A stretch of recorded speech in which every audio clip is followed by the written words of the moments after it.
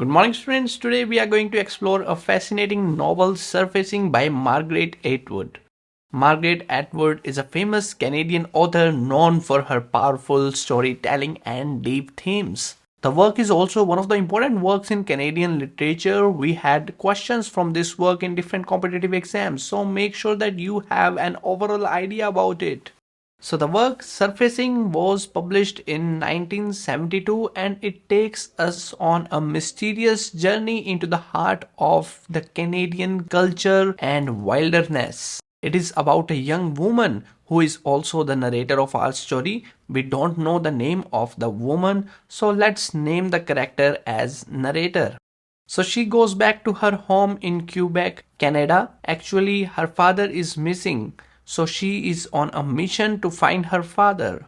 So she has returned to her home in search of father along with her three friends, her boyfriend named Joe and a married couple Anna and David. So she is along with her three friends who are in search of her father.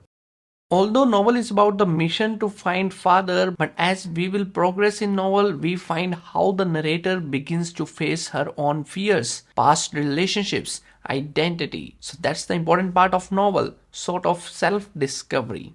Alright, so let's start with the journey. So the journey begins, the narrator and her friends reach the island to find missing clues that may tell her father's disappearance. She thinks that her father is alive and maybe he has lost his memory. That's why he failed to return to family. So the group visit the friend of her father named Paul, and unfortunately Paul doesn't know anything about the disappearance and the story moves on. So the group decides that they will stay on the island for a week and the narrator also agrees to it. Also, the narrator is working as a freelance illustrator for a book of fairy tales. But here she is finding difficulty to focus and concentrate on her job. There is something mysterious about the atmosphere of island.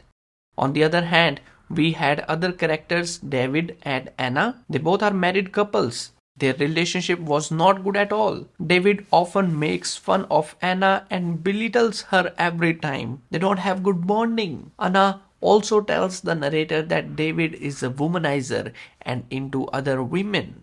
So that reflects the underlying issues in the marriage. And as the novel moves forward, we find that group is on expedition exploring the island. Now here the character Joe, who is boyfriend of a narrator, surprises her with a marriage proposal, and this marriage proposal made the narrator uncomfortable. Actually, our narrator is already married and was pregnant. She is separated from her husband and had aborted her child. She cannot come into another marriage, so she refuses Joy's proposal, telling about her past decisions and how complex is marriage. It takes a lot of commitment in relationships and she cannot come again into a marriage. So all that what's going on the island was natural wilderness, the natural environment which is isolating her from the people around her. So from here the novel is about exploration of personal identities, relationships and the quest for understanding oneself. The narrator is natural now, and as we move forward in the novel, the character Paul, whom we met at the beginning of the novel, reappears with another character, Malmstrom. So Malmstrom is from America and he wanted to buy the island. But our narrator, who is the owner of the island, refuses him. She believes that her father is still alive and so she does not want to sell the island. So from here the plot is all about politics of Canada, like land ownership, how Americans are intruding in Canada and how other outsiders are destroying the natural beauty and all that. It is a sort of exploring the themes of border tension between Canada and the United States of America. Alright, so I hope you are able to understand the novel till this point, and before moving forward, if you have not liked this video, then do it because it will encourage us to make more videos for you in the future. Also subscribe to our channel for more updates like this one. Alright, so now let's move forward in the novel. There are complexities going in between David and Anna's relationship. Anna is afraid that if she forgets to wear makeup, David would again make fun of her. Their relationship in the novel highlights the personal battles and societal pressures faced by the characters. On the other hand, we have our narrator who is getting more towards self discovery while on a mission to find her father. So, now what happens here is that she finds her father's research work on Indian wall paintings near a lake. And now, when she starts searching things in the lake, she is hallucinated. Her past reappears in front of her. The dead child and all that psychological trauma she has been through.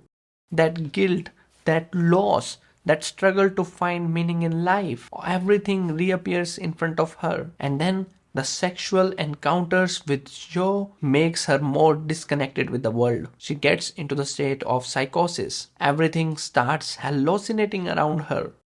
And now the 7 days on the island are over. The friends of narrator leaves the island, but the narrator decides to stay alone in this island. She does not go with them and start living her life in solitude.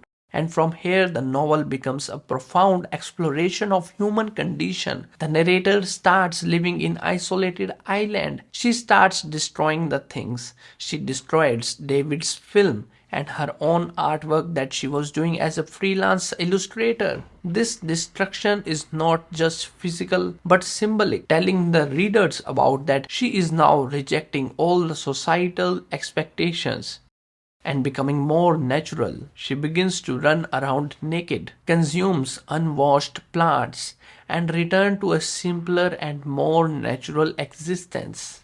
She is self-absorbed and living in the harmony of nature. But after a while, her boyfriend Joey, along with Paul, returns to island to find the narrator.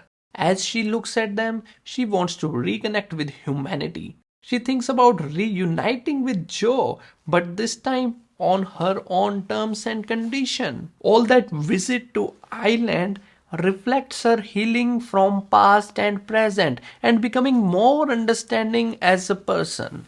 She had a great transformation, and the novel is all about the same transformation. The novel surfacing thus concludes on a note of optimism, and the future of narrator is open-ended. She is more towards healing and self-discovery now. So that's what Margaret Atwood has talked about in the novel, besides talking about the border differences between America and Canada, the political life of Canada. So the powerful narrative that explores the depths of human psychology, the search of identity, and how one can have a great transformation when get in touch with the natural world. Alright, so this is what the novel Surfacing by Margaret Atwood all about. If you liked watching the video, do let us know your views in the comment section below, and also let me know the novel that you want us to cover in the next video. We will be pleased to upload the same in the upcoming videos. Do not forget to subscribe the channel for more updates. I will see you soon in the next one. That's it for this. Thank you.